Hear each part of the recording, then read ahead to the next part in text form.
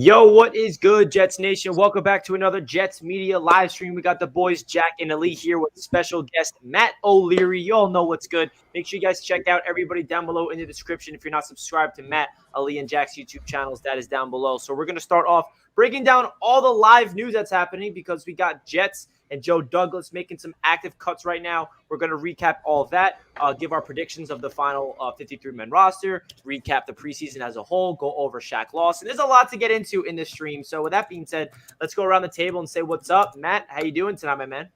Doing good, boys. Excited to be on and just even more closer now to the NFL season. I love it. I know, right? It's right around the corner. This week is going to be pretty long, I feel like, because this is the first weekend – the last weekend that we have without football. It's exciting. Ali, how you doing tonight, bro? I'm doing good, man. I'm finally settled into my new apartment, so I'm just chilling and ready for some football. Yeah, I love the new setup. Love the new microphone. We're matching now. Jack, how you doing tonight, bro? I'm doing well, man. Very well.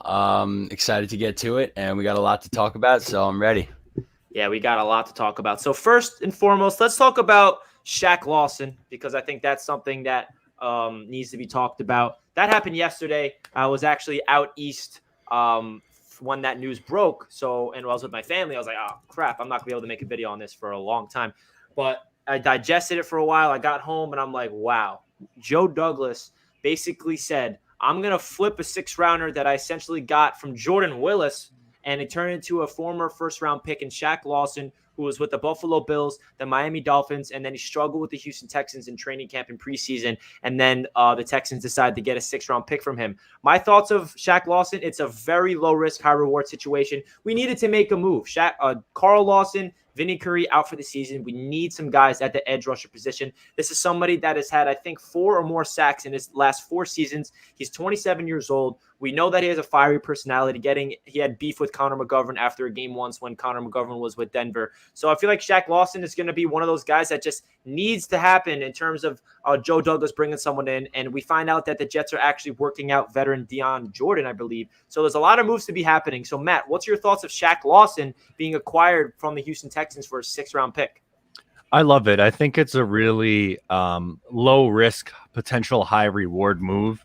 I don't think anyone should be expecting him to replace a Carl Lawson kind of production, but I think the Jets just desperately needed a veteran who they could add into the rotation after losing both Carl Lawson and Vinny Curry for the season. That's a really big loss. And I like Bryce Huff a lot, but he was an undrafted free agent last year. So I think it would have been asking a lot to put him in a role where he's, kind of the every down edge on the other side. From John Franklin Myers, who I like a lot, but isn't really like your prototypical edge. So I think they needed help. And this, not very costly at all. You had 3 6th-round picks. You took one of them and you flipped it for a guy who was struggling in Houston, but maybe in this system would improve. Awesome, Matt. Awesome. So, Ali, what's your thoughts of Shaq Lawson? Do you think it was a good move from Joey D or what? Yeah, I mean, it's a low-risk, high-reward, like Matt said. It's a move that the Jets needed to do, especially with Vinny Curry being out for the season as well. You just bring another veteran presence in the locker room. You bring a guy that knows, he's been around a lot in the league. He's been bounced around in Miami, Buffalo, and Texans now. So, I mean, he's a guy that we're probably going to be, should not expect him to have like 10 sacks. I mean, he probably will be like in the 4-sack range. But he's a guy that's a veteran presence. He'll go on there and, he'll be productive. And I think he more is covering for Vinny Curry than Lawson, because I think Bryce Huff will take Lawson's position, and Shaq Lawson will take Vinny Curry. So, I like the move. I like what Joe Douglas was doing. Joe Douglas said it on the call on CBS in the preseason game. He was pretty much like, we are looking at the pass rusher market and trying to do something with that. So, yeah, I mean, it's an awesome move. I think it's a low risk, like everyone's saying, and we'll see what happens. But just to have guys in there who've been in there and have Robert Salah is a wizard on defense, right? So we'll see what he sees in him, and if he can change stuff around. Jack, what's your thoughts of the Jets getting Shaq Lawson, the new edge rusher for the Jets? I love it, bro. I think it's a great move. I mean, I agree with everything all you guys said. Me personally, I'm very happy to see that the Jets kind of doubled down on the edge. You know, we obviously all know that this is very much a rebuilding year. So I feel like the Jets could have just, said, okay, whatever. We still have depth on the defensive line. Sucks that Carl Lawson got injured. We're going to make it work without him. I love the fact that we went out and we used a draft pick, which we still have so many of in the coming years. We used one of those picks that we acquired through trading a player of our own to the 49ers, Jordan Willis, to go out and get a guy like Shaq Lawson, who, like Matt said, is not going to replace the production of Carl Lawson. But, it's still a great body to have out there, a veteran presence who knows what he's doing out there on the edge. So it's not the sexiest signing in the world, but I'm super hyped that they doubled down on the edge.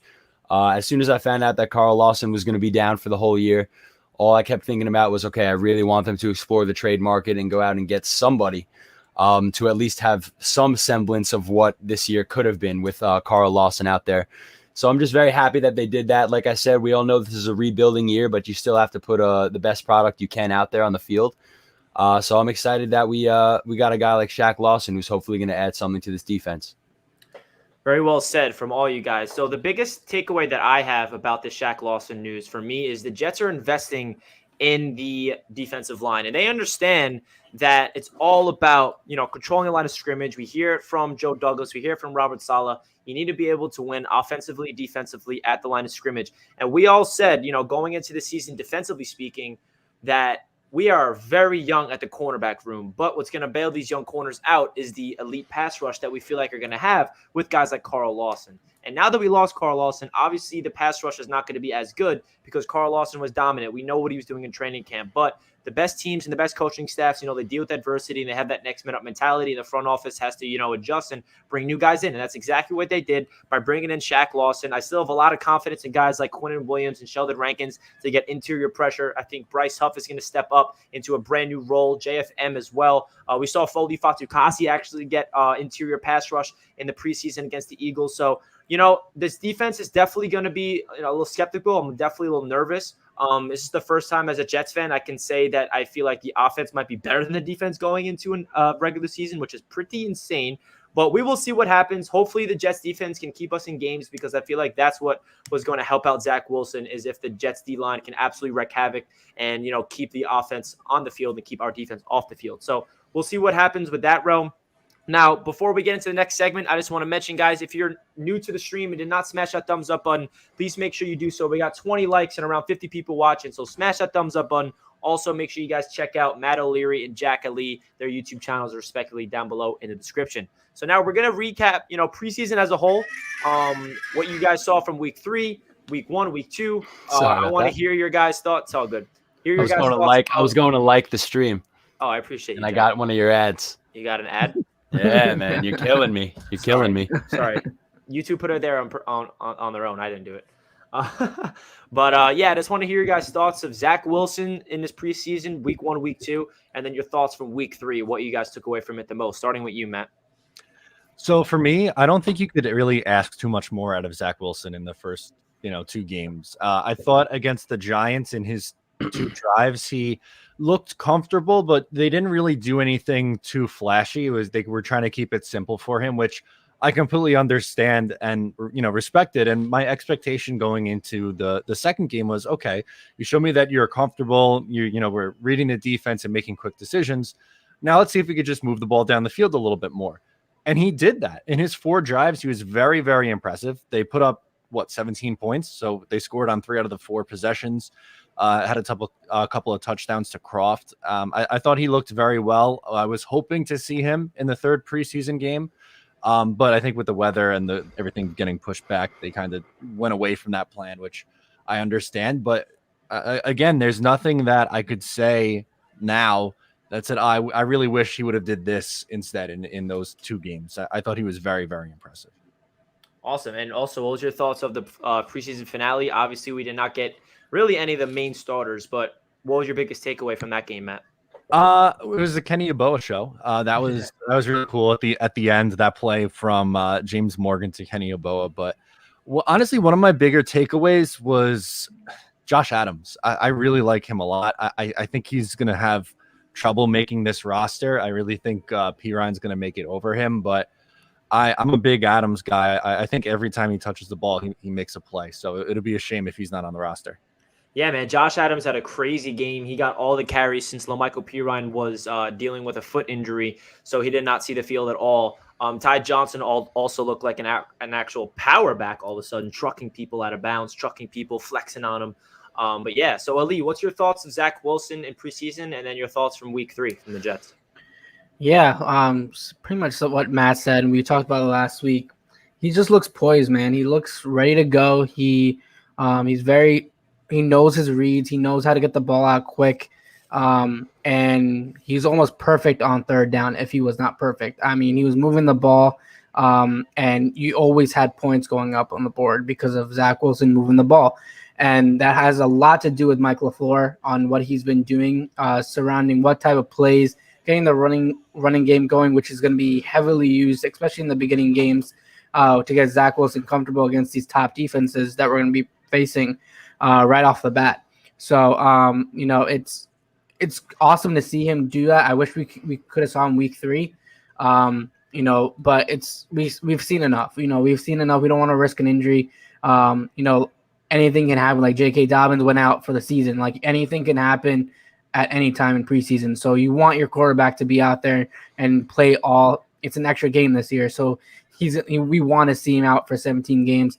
Something that we haven't seen in Sam Darnold when he was with us. So. Yeah, I mean, that's all you can ask for. He's decisive. He got connection with Corey Davis. He's doing the play action perfectly. He knows how to scramble. Everything we saw in college, everything everyone's raving about him, he's doing on the field right now. So that's all you can ask for. The numbers might not be too hot like Mac Jones, Justin Fields, but who cares? I mean, he looks decisive. They're not opening the playbook right now. And it's smart that they don't. We will see that progression and through the season. And then week 3, man, it was the one thing I would say about that game, man, is the fight that this team has. Even the backups have fight. The Jets last year looked dead. Whatever team was out there, that team looked dead.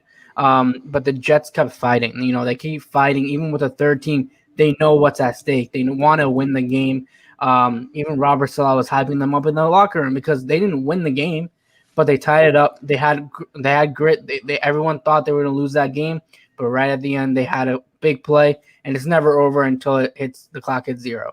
So that's what I like, the mentality of the coaching, and that's what coaching does. That's what coaching they want to play for Robert Saleh. That's what we didn't have for 2 years, where the coaching was just not there. The players were not mentally there, but the Jets are different this year. It's energetic. Even the backups look fun to watch on offense. They're doing different plays, different formations, and it was awesome to see that. So I think that's what my takeaway is from that game. Yeah, and just a reminder, guys, Robert Saleh has still yet to lose one football game as a New York Jets head coach. Or a challenge. Or a challenge as well. He is. And Saleh really impressed me managing that game late, because that was a good experience for him. We had some beat reporters complaining of Robert Saleh calling timeouts in the fourth quarter. Like, hey, Saleh's a rookie. He needs to experience this game management experience of, calling a timeout, punting, not punting, going for it. And he did it pretty well. He gave James Morgan an opportunity to go out there and tie the game. And that's exactly what ended up happening. Jack, what's your thoughts and your takeaways from Zach Wilson's preseason? And then any takeaways you got for week 3? Yeah, man. Zach Wilson overall, I was obviously the sample size is still very small. We would have liked to see him in week 3. But I also realized that it was against the 49ers that their whole team started getting hurt, right? And then their coaching staff was questioned the MetLife turf and stuff like that. That was pretty that was wild. So Saleh was like, "Oh hell no, I'm not putting Zach out there. Not on this field." But overall, Zach Wilson, like you guys said, very confident, very poised, which is great to see. And, we all saw him evade pressure in the pocket and step up and throw a dart downfield to Corey Davis on the run. So we know he can improvise and, throw on the run, use his legs, all that good stuff. And another thing that I was impressed with, even more so than Zach's play, honestly, because Zach played very well, but I was expecting Zach to come out and play like he played, if I'm being perfectly honest. But what I was really happy to see, and it's so refreshing, is the game plan that was put in place for Zach. Heavy run game, getting Tyler Kroft, Corey Davis heavily involved. Tight end, your most reliable receiver, run game, making it super easy on this kid, man. And it feels like Sam Darnold was just thrown to the wolves and said, all right, Sam, go make it happen. And now it feels like the complete opposite with Zach Wilson and this new offensive regime now. I mean, we have an improved offensive line, an improved receiving core, an improved running back room, and improved play calling and coaching staff in general. So I feel like Zach's in a great position to succeed. I was very impressed with what I saw from him in the preseason. And in terms of the third game, I really did not get to watch much of it because I was working during it. But I, of course, saw the Kenny Yeboah highlight. That was hype. I heard he had a great game in general. And I'm hoping he makes the roster, man, because the tight end is kind of a very bleak spot for us right now. Tyler Kroft was another bright spot of this preseason. So hopefully he might turn into a reliable guy as the regular season starts and progresses forward. But I would like to see Yeboah make the team and see what we got out of him, because that was really cool to see, man. We got 2 weeks, man, and it's here. So I couldn't be any more hyped. I think that we had a very good preseason. Couldn't really ask for a better preseason, honestly. Obviously injuries aside, but every team deals with that every single year. So overall, very impressed. I feel good leading up to the regular season. Very well said from all three of you guys. So my assessment on Zach Wilson, what impressed me the most from him in particular is just the way he has a presence out there, totally different swagger. You can tell that he's there, and he has such a sense of confidence in the playbook, in himself, in his teammates, and that's what you need from a quarterback. I think the two main things you need to have in a quarterback in order to be successful in this league is accuracy and understanding defenses, understanding the playbook. Like, you need to be able to process things really quickly, and that's the one thing that stood out to me about Zach. And yes, it's only preseason. He has not gone up against live defense that is going to be first team and going at his face and crazy exotic blitzes and all this stuff. But Zach just looks like he is prepared. He is doing his homework. He has a really unique game plan. He is checking people down the line of scrimmage. He's looking people off, which is really awesome. He made some plays where rookie quarterbacks don't necessarily do that type of stuff. Like that first touchdown to Tyler Kroft over the middle, he literally was positioning his hips and his eyes and his feet to the right side of the field to look off the safety, and then he quickly snaps. He aligns his hips and his eyes really quickly, puts that ball on a perfect soft touch away from the defender, something that like a veteran quarterback would do. Like, that is the next level style of throws. Like, if he can do that consistently, and if we can see what Zach Wilson did in the preseason for him down the line, like consistently, that's going to be really good for this New York Jets team. I feel like he showed off his arm strength. We know that he has the next level, accuracy with that arm. We saw it in BYU. We saw it in the pro day, and we all knew that. But what I was looking for, and what you need to look for in an NFL caliber quarterback, is how does he process things? And I feel like that's what Sam Darnold lacked. I really genuinely still believe Sam is a talented quarterback, but what made him fail in the NFL, we'll see what he can do in Carolina, but he just didn't have the ability to read defenses. He didn't have the ability to think quickly and react. He would make bad decisions. I think that's what Sam's problem is. And to compare it to Zach Wilson, I feel like that's what separates them. It's the mentality and the ability to, react instinctually. And whatever those instincts is telling you is the right decision. And obviously, Zach's going to make mistakes. He's going to throw an interception. He's going to get sacked. He's going to fumble the ball a couple times, and he's going to have to learn from it. And I'm really excited to see what Zach Wilson does when he does hit that adversity. When he does throw a terrible interception, we're like, yo, Zach, what type of throw was that? I'm curious to see how he bounces back, because that's what's really going to, test him as a person and as a football player. So you can't, Jets fans, there's really nothing negative to say about Zach Wilson. The only thing you can say is he hasn't really gone up against, a number one defense, but you can only play the people lined up in front of you. Also, shout out to the Jets offensive line. Zach Wilson did not get touched. He was not hurried. He was not sacked. He was not hit at all. So hopefully that can carry over into the regular season, because that's going to be probably the most important part of this offense is if we can protect and open holes for the running backs. So now going into my thoughts of week 3, my biggest takeaways, Josh Johnson making his Jets debut as a Jets veteran quarterback, looked very comfortable, very poised in the system. He knows where to go with the ball, and this is a very quarterback-friendly system. So it's awesome to see a veteran like Josh Johnson, who's been everywhere, every single league that plays football, he's been there. And he had a nice touchdown to Lawrence Cager, and Lawrence Cager is actually officially waived from the Jets, just so you guys know. But a biggest takeaway was that Ty Johnson looked like an absolute dog. Josh Adams, when he got the opportunity, looked like a very good power running back. And James Morgan and Kenny Yeboah connection in the second half. James Morgan, he had a very interesting game because he didn't have the greatest game because there were some times where he had some errant throws. And if you remember what James Morgan's, draft scouting report was when we initially drafted him, is he has a very beautiful deep ball. And he has a lot of throw power, but his issue is accuracy and footwork in the pocket. And I feel like he had one throw in particular that really impressed me when he was rolling to his left and threw it on the run to Kenny Yeboah for the first down. That was something I did not know James Morgan had in his arsenal. And then he had that first touchdown to Yeboah. And then, of course, he channeled his Aaron Rodgers, who was his hometown hero growing up. He grew up a mile and a half away from Lambeau Field, and he throws a Hail Mary up to Kenny Yeboah for the touchdown, which was awesome to see. So James Morgan, he definitely impressed me. I feel like he has a lot of upside in this league. I know a lot of Jets fans are still, scratching the head over that pick. Only time will tell if that will be the right decision or not. So we're going to move on to the next topic. We got a donation from A. Mitch. Thank you so much, brother. Appreciate it. Hope on the road in Carolina, we don't go play action on the first play with the rookie quarterback in a hostile environment. Just run the ball, let Zach relax. Yeah, I mean, if you're trying to think of what happened in Sam Darnold's debut, the first play call was indeed a play action, and we know how that turned out. You remember that one, Matt? Yeah, I don't know why you want to run a wheel route to your running back like that. How about a nice, easy completion? Like, if you're going to go play action, then maybe let's take a shot to Elijah Moore over the middle, like something that maybe has a little higher percentage than a wheel route to Bilal Powell. Love him, but that, I don't know, doesn't make sense. I'll never that was forget tough, man. that moment in my life. Great outcome of that game, but oh man, we thought life was over after that, and it ultimately was. It ultimately was at the end of the day, but that was dark. That was tough. We're turning the page. We're not going to throw play action, bootleg, wheel route across the field for our first play. I can guarantee you that. Zach, all I'm asking for you, complete your first pass attempt, and then I'll think that you're the future for good.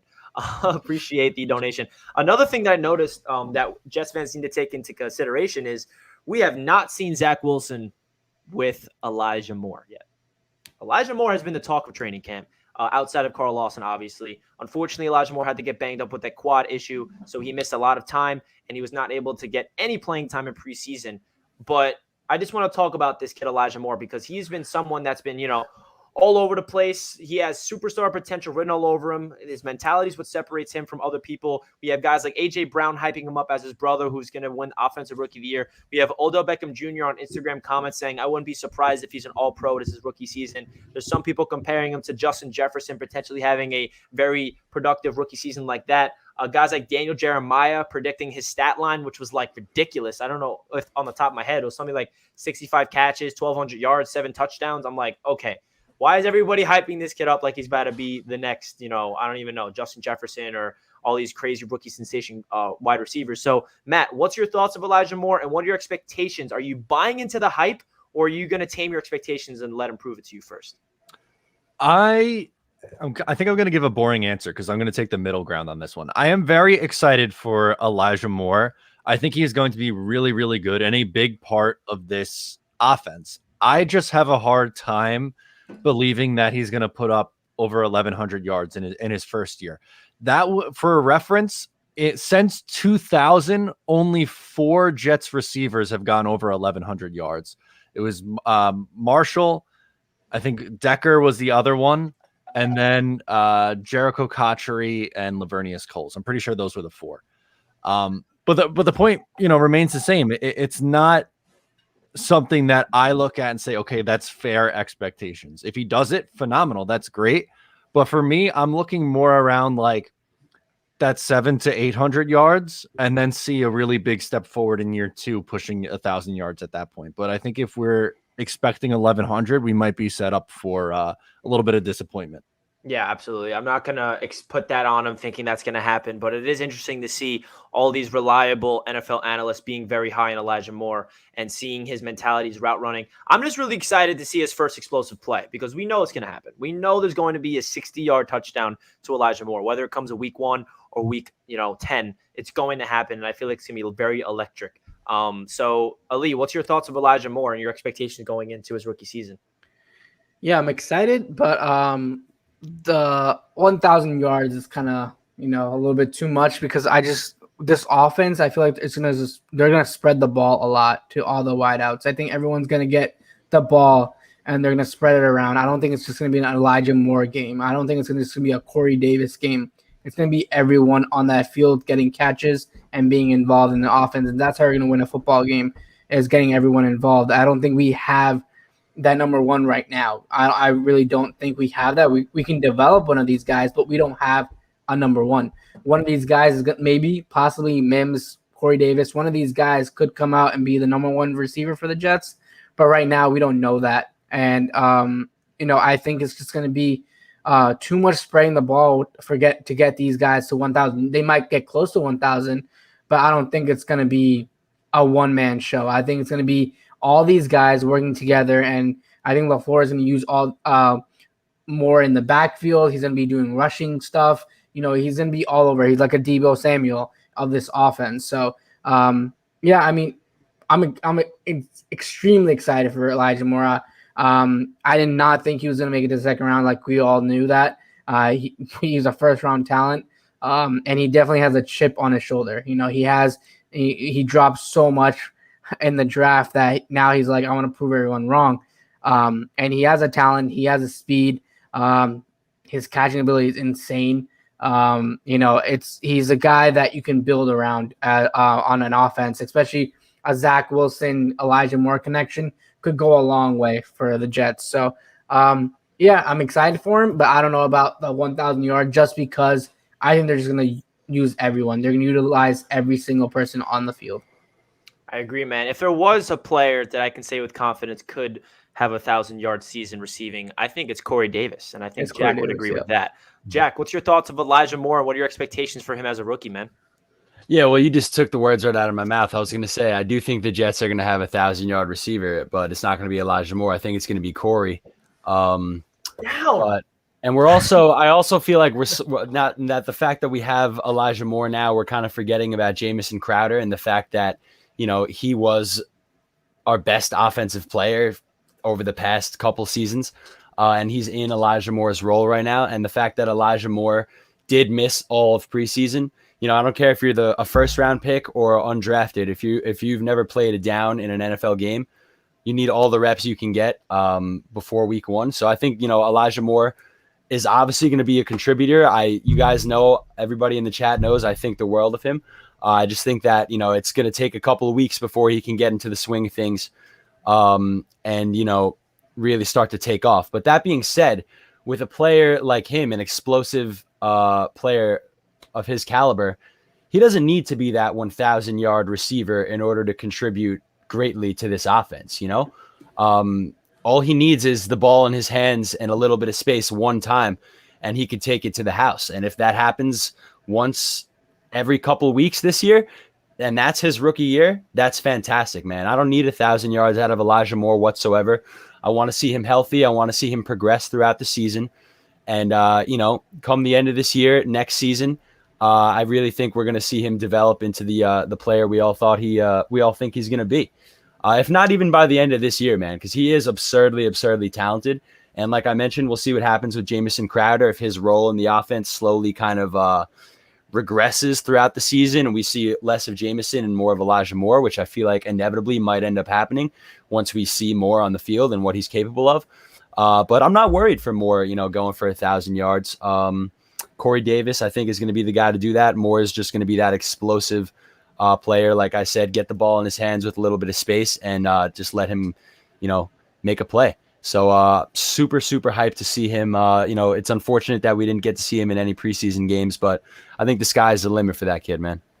Yeah, I think Jets fans are very excited to see both Elijahs suit up for the first time as a New York Jet, as Elijah Vera Tucker did not play in preseason at all, which is probably, a little concerning for me personally. I feel like if there's one player, one rookie besides Zach Wilson to get reps in preseason, it's Elijah Vera Tucker, simply because you need to get chemistry with your O-line, and he was not able to line up next to Mekhi Becton. And, of course, right when AVT gets healthy so they can practice together, Mekhi Becton goes down with a concussion, but luckily Mekhi will be ready to go for week 1.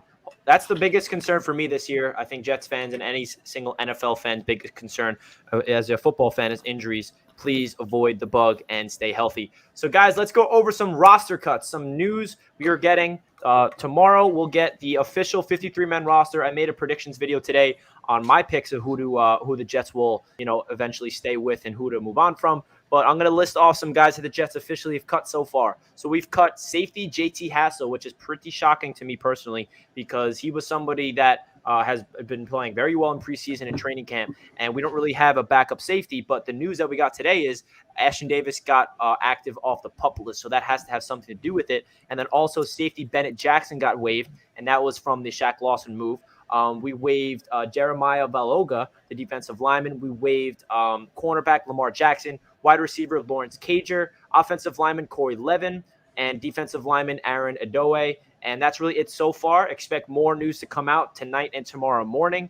We got another donation from my guy A. Mitch. Once again, thank you so much, brother. Appreciate it. Joe D is proving he is a great GM. Did anyone see Andrew Thomas getting human turnstile last night by the Pats edge rushers? Go Highway 77, Joe D. I did see that. Anybody else watch the game last night or some of it, the Giants-Patriots? Yeah, their offensive line really doesn't look good. It's going to be a rough year for Daniel Jones, I think. Yeah, man. I have an uncle who's a diehard Giants fan, and we always text back and forth, and he's just ranting to me like about Dave Gettleman ignoring the O-line. He's like, why can't we have Joe Douglas? Because he actually prioritizes it. And I was like, sorry, Uncle Vin, what do you want from me? But it's going to be interesting to see. I think Daniel Jones is going into a very similar situation as Sam Darnold last year, just by going into year 3. This is if you play well, you're the future. If you play like crap, you're done. The Giants are going to have to move on from Daniel Jones if he does not do anything this year, to be quite frank. It's going to be really interesting to see what they can do. I feel like the Giants built around Daniel Jones incorrectly. They gave him all the weapons. They did not give him the protection. Got to give them protection before the weapons.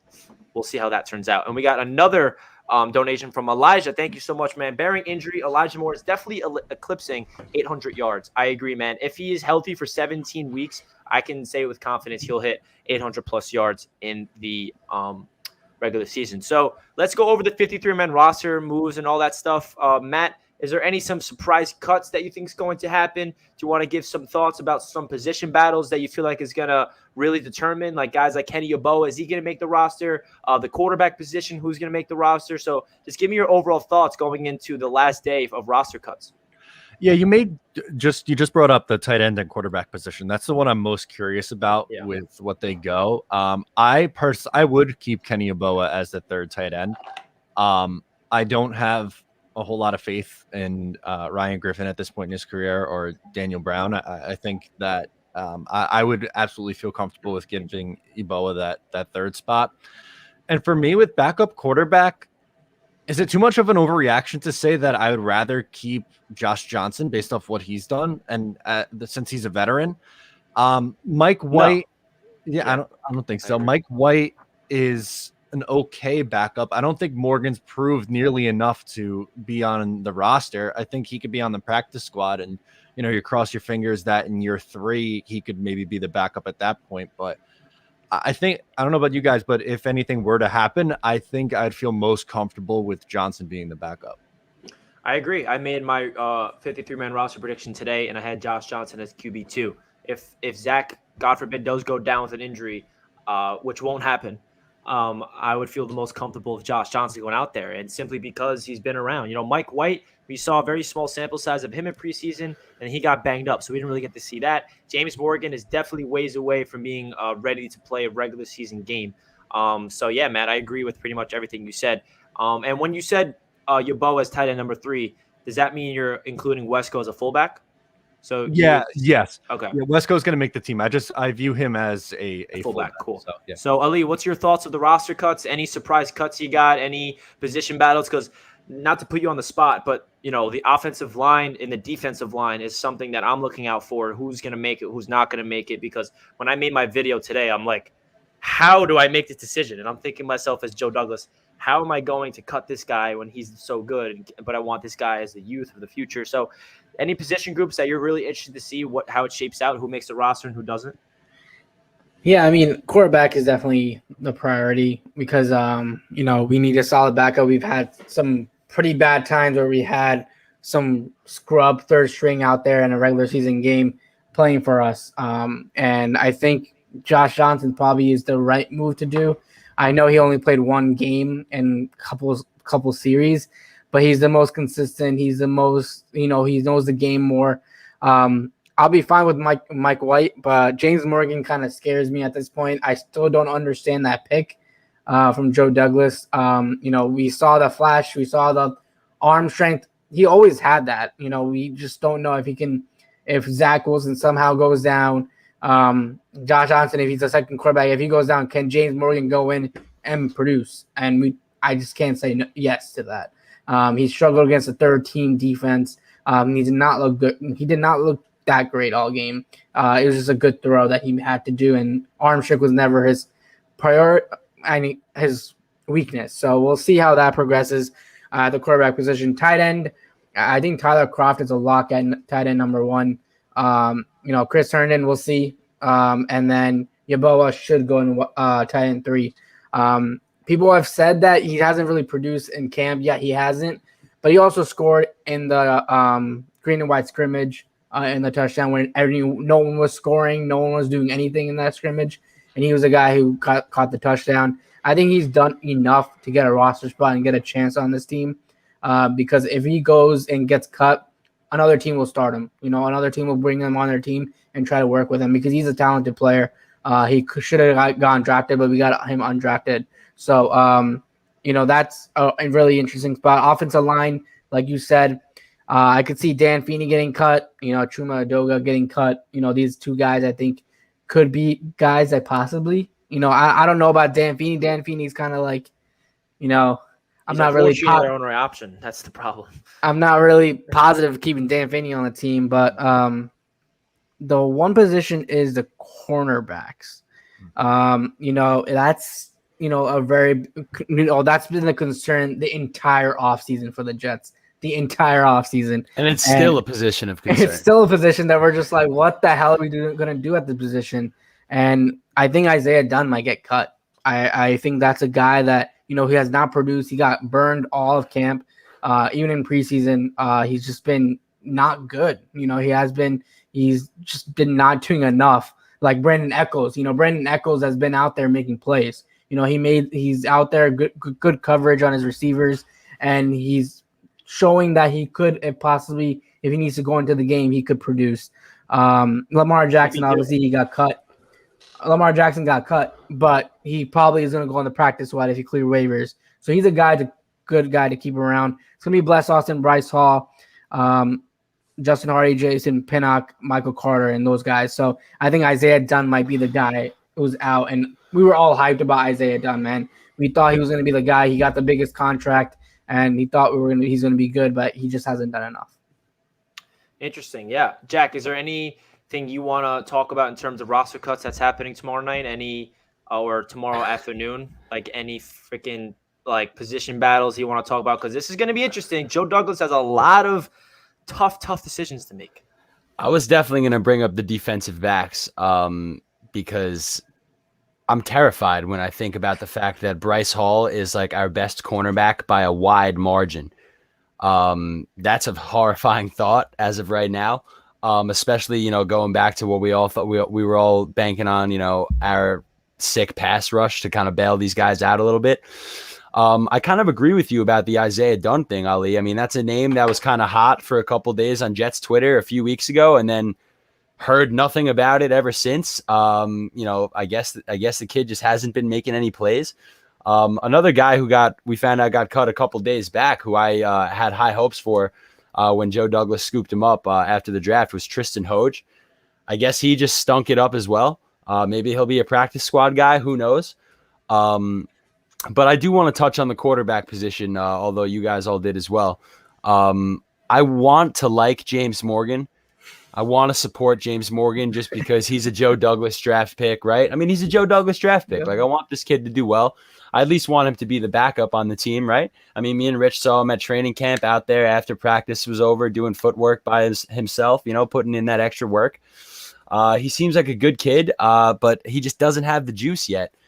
So the fact that we now have Josh Johnson on the roster, who, like Rich mentioned, has been in the NFL as well as any other professional football league you can think of. I think that's the guy we got to go with, man. I think Morgan's obviously going to be the practice squad guy. And like Matt mentioned, maybe he does have a future on the 53-man roster of this team, a year down the road. But I don't think Morgan's the guy as of right now to back up Zach Wilson. I just don't really have the confidence in him to, be out there in an actual game setting. Not yet, at least. I do think he has potential. Like I said, I want him to succeed. He's a Joe Douglas draft pick. I want Joe Douglas to, remain our general manager for years to come. But I just don't think he's got the juice yet, man. So I think that Josh Johnson is going to be the guy, which is also kind of scary in its own right because he's not a fantastic backup by any means. But it's where we're at right now, man. So we got to. We don't need a backup. That's exactly. I was just gonna say that our best bet is to keep Zach Wilson on his feet on the field, and that starts up front. So I'm excited to see how it shakes. I mean, I feel like we all know who the starting five is going to be on this offensive line. It's going to be Becton, it's going to be AVT, it's going to be McGovern, GVR, and Moses. We'll see. That's gonna be interesting to see what happens at right tackle because we really. Still don't know I didn't know that. I didn't know there was. I thought it was pretty set in stone with Moses. Yeah, no, solid. They ask him every day, and he's like, "Nope, no decisions being made." It's gonna be interesting. I feel like it's gonna be Moses personally. Yeah, I agree. But I mean, yeah, that's that. Think about where we are now compared to where we were last year. To have our second best offensive lineman in George Fant last year, who's now our swing tackle. We're in a good place. So we'll see what happens with the final roster cuts. Obviously, I'll briefly touch on the tight ends. I kind of think Chris Herndon's out of gas. I don't really see him with the future on this team anymore. I think that the tight end is certainly a position that Joe Douglas will make sure to address in this next offseason.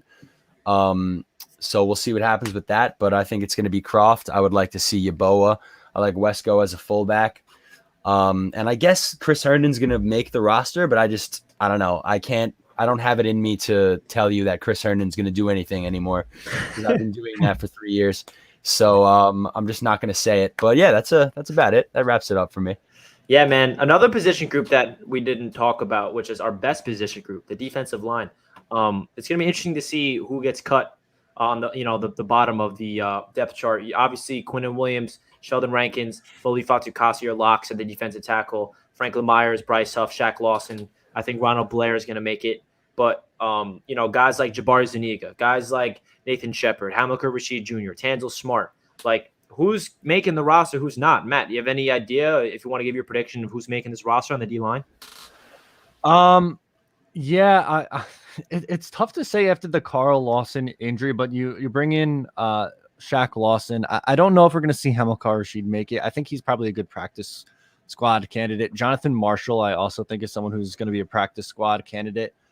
But I think you probably keep somewhere around 8 guys because it's one of the deeper units. So yeah.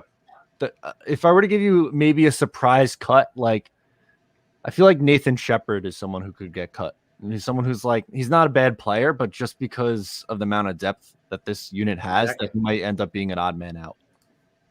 Shout out to my boy James. Let's go Jets. You didn't have to do that, James. What up, baby? This is my boy James from home. Everybody shout out James in the chat. His father just got married. Shout out James and his family. Congrats. Congratulations, JOB. Love you, bro. Miss you. Appreciate the $5.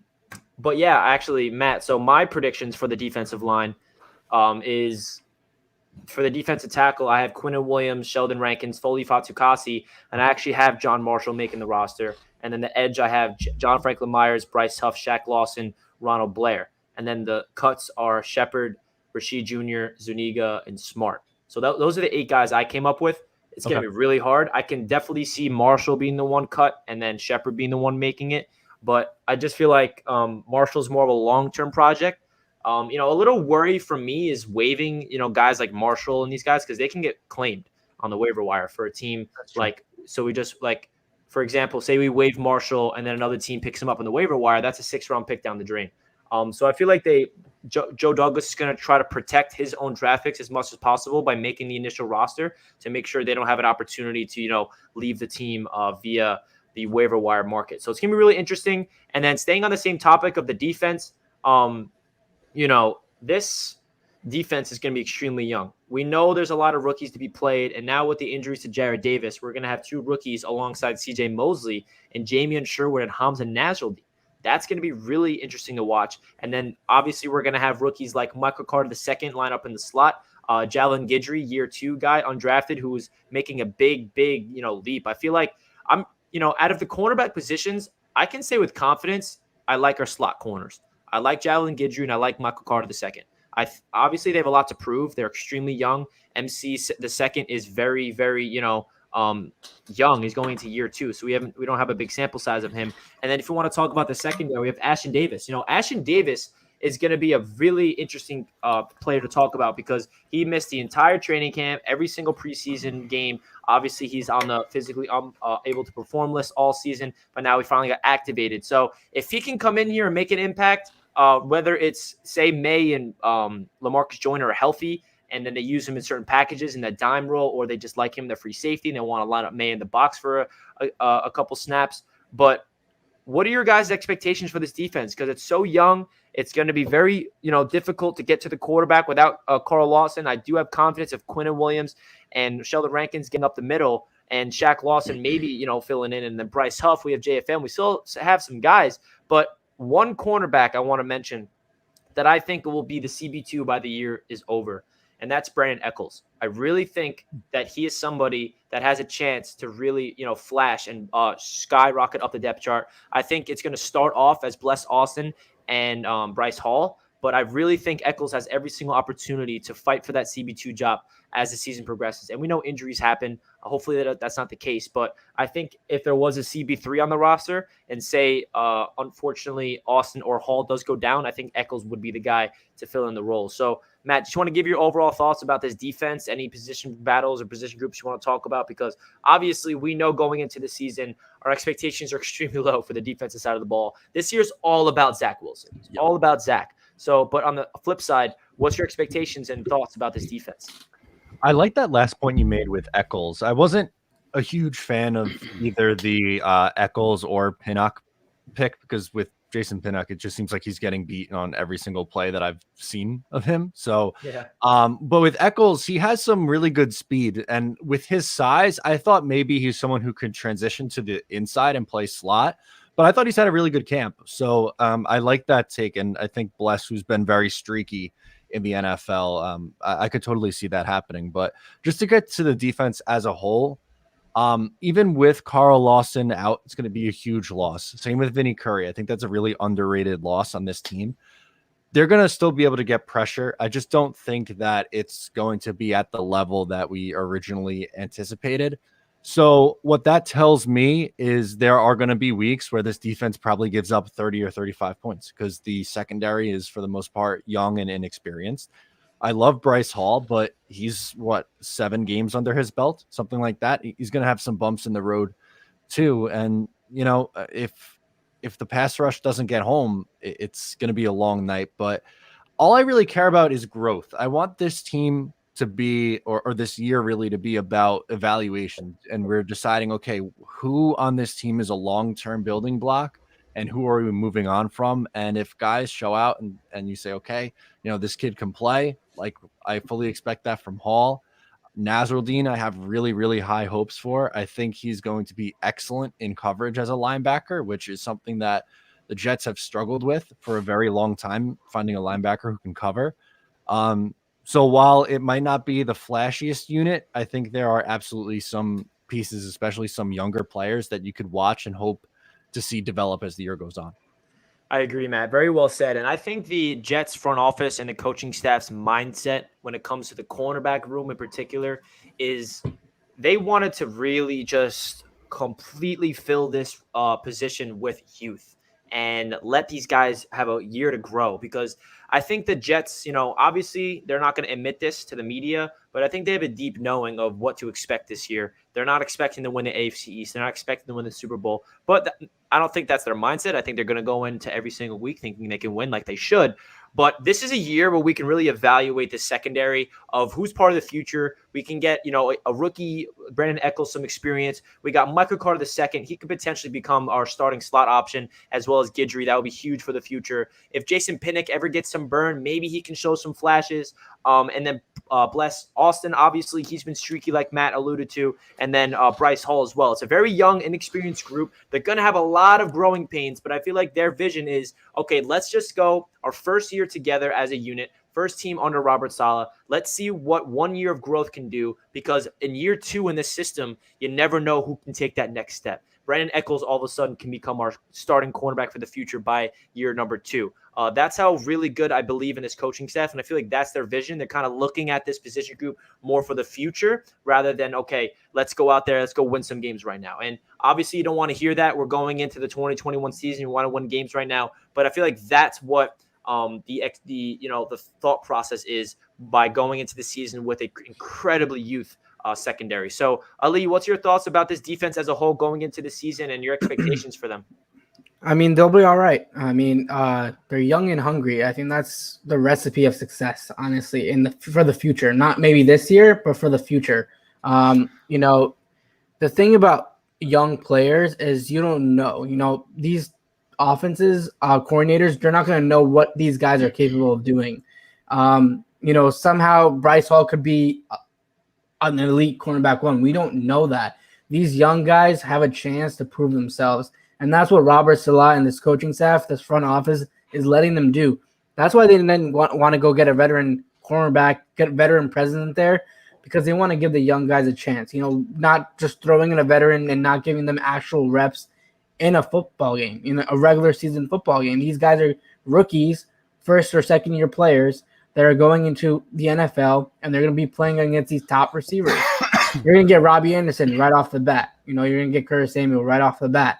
You're going to get, when A.J. Brown in a couple weeks. You're going to have to go up against these top receivers, and, anything can happen. It's about scheme fit. It's about these coaches getting these guys ready to go. And, I think they trust these guys. They want to build an actual defense. They want to build an actual defense that can be here for years to come. And, you should applaud them for doing that, because the Jets have not really done that. They paid millions and millions of dollars. Tremaine Johnson. It's like Tremaine Johnson. We got Darrelle Revis, Antonio Cromartie, who were already aging, and it didn't help us at all. It just doesn't work like that. They got to build young. They got to build the smarter way. Finally, I think the Jets are finally doing that and giving this defense a chance to just go out there and play ball.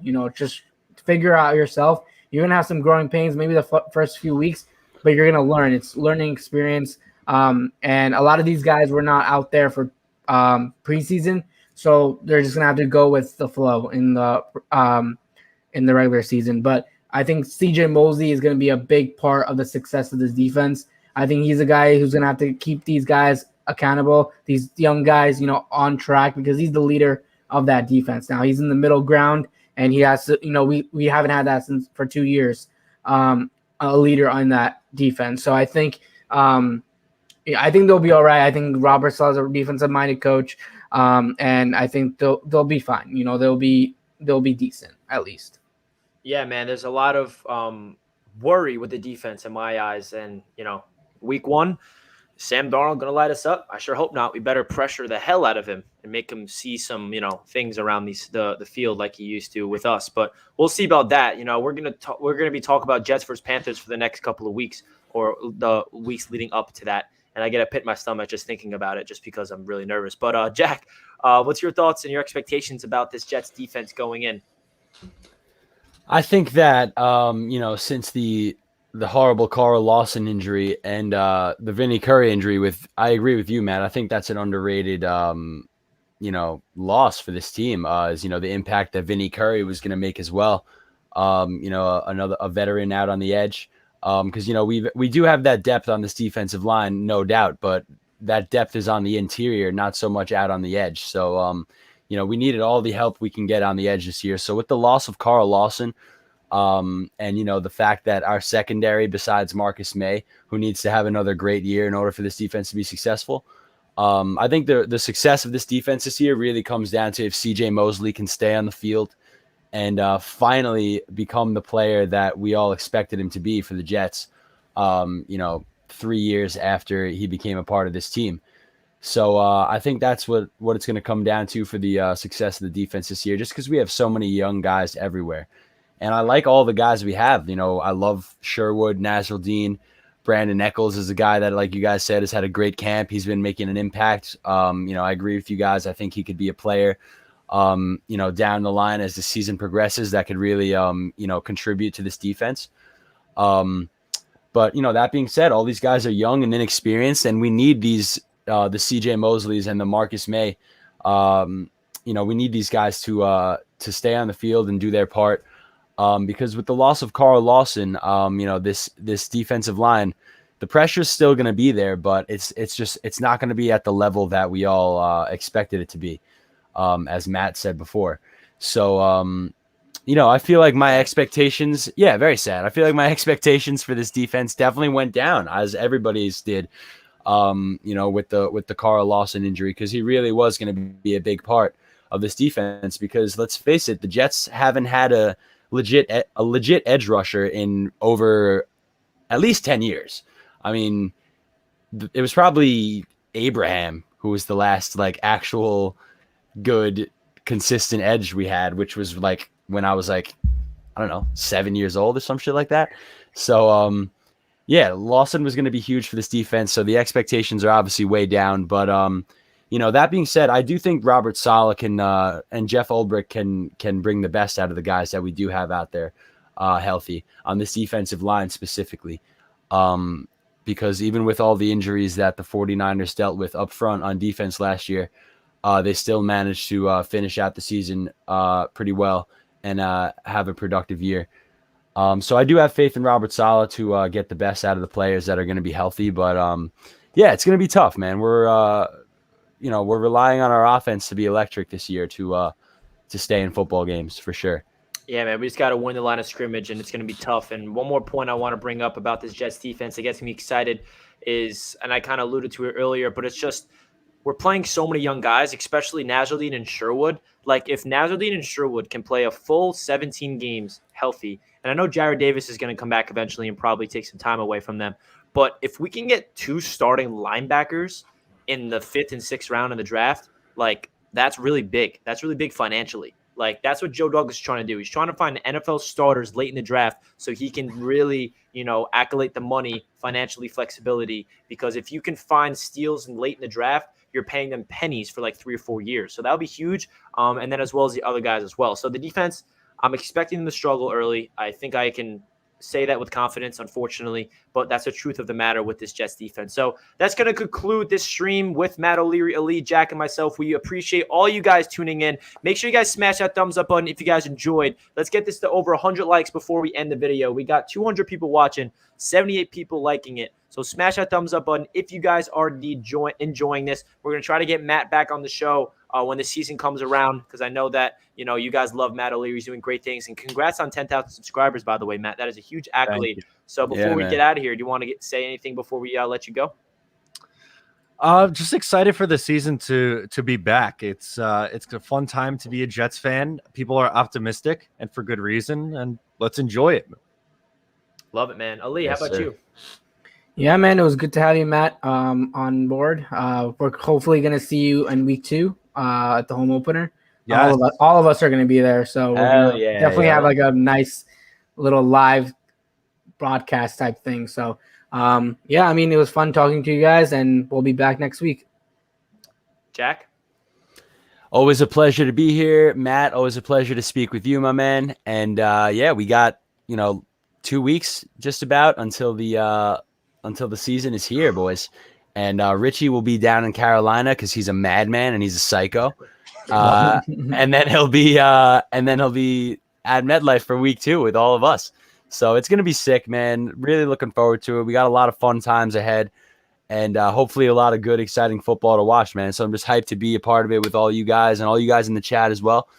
And yeah, let's get it, man. Let's go effing Jets, baby. Like, let's go. Like, are you kidding me? That is crazy. You just like reminded me the first 2 games of the season I'll see live. So Zach Wilson, I'll see you in Carolina, bro. You better outduel our former, or our ex-girlfriend in Sam Darnold, because I would be very depressed. I think at 4:00 yesterday, it was Sunday. I'm like, wow, 2 weeks from now, I'm either going to be totally depressed or absolutely jubilant in Carolina. Let's hope it's on one side. So, guys, we appreciate all the support here on Jets Media. Make sure you subscribe to all the channels down below, and I'll catch you guys in the next stream. Let's go Jets. Peace out, everybody. Peace.